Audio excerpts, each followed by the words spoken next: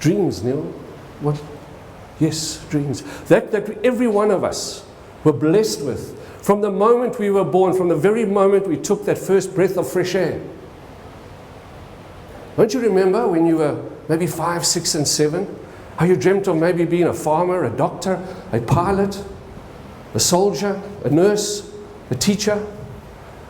I know I did.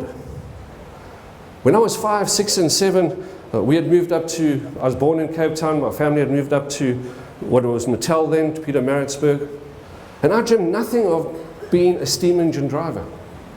Because my father had told me all these wonderful stories when he worked on what they called the footplate. From Cape Town to Daar, Towers River, Malmesbury, Bot River, Mossel Bay.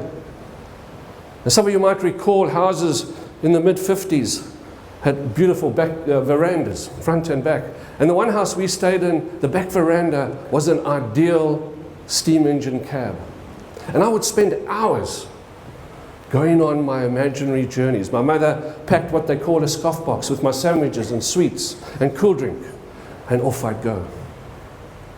Later on, we moved to another part of Pietermaritzburg called Scottsville, near the racecourse.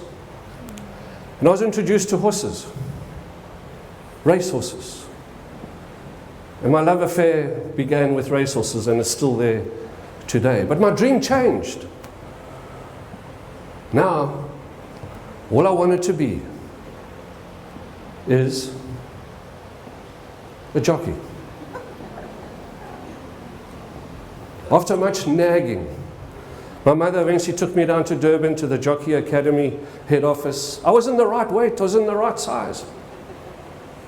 We walked in, and the head riding instructor, Cyril Buckham, an ex-jockey himself, called me aside, took my right arm, I'll never forget it, as if it was yesterday, put his arm on my wrist, looked at my mother, and said, "Ma'am,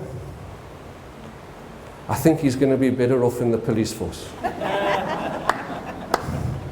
He wasn't wrong, because a few months later I had one of those growth spurts and I got taller and wider and expanded a bit, put on weight, and my grown-up daughters and wife always like to remind me, well, they did, you know, Dad, you actually haven't stopped expanding since then.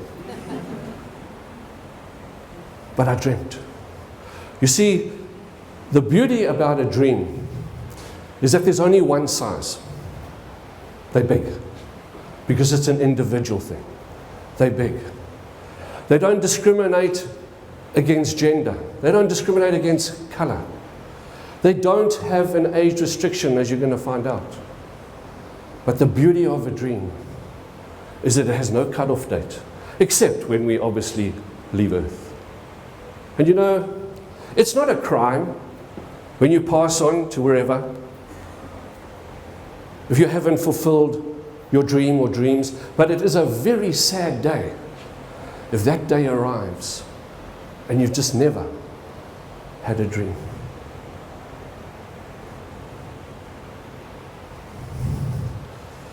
I dreamt a dream in time gone by, when hope was high and life worth living.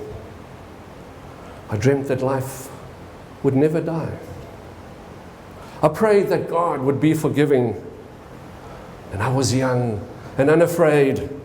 And dreams were made and used and wasted.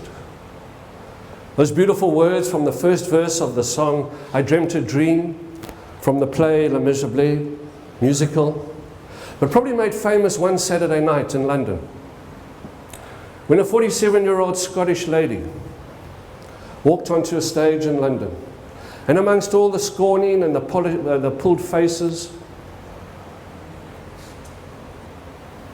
even Simon Cowell, when he saw her on stage, the look on his face was, what on earth do we have here?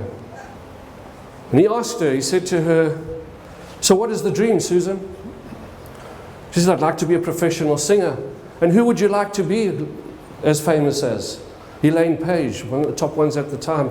And at both occasions he pulled his head back and looked at the other judges So to say, do we really have to go through this? Well, 2 minutes later, Susan Boyle had not only that live crowd, but the millions and millions watching on television, and those who saw it around the world, eating out of her hands as her dream, as she started to live her dream of being a professional singer.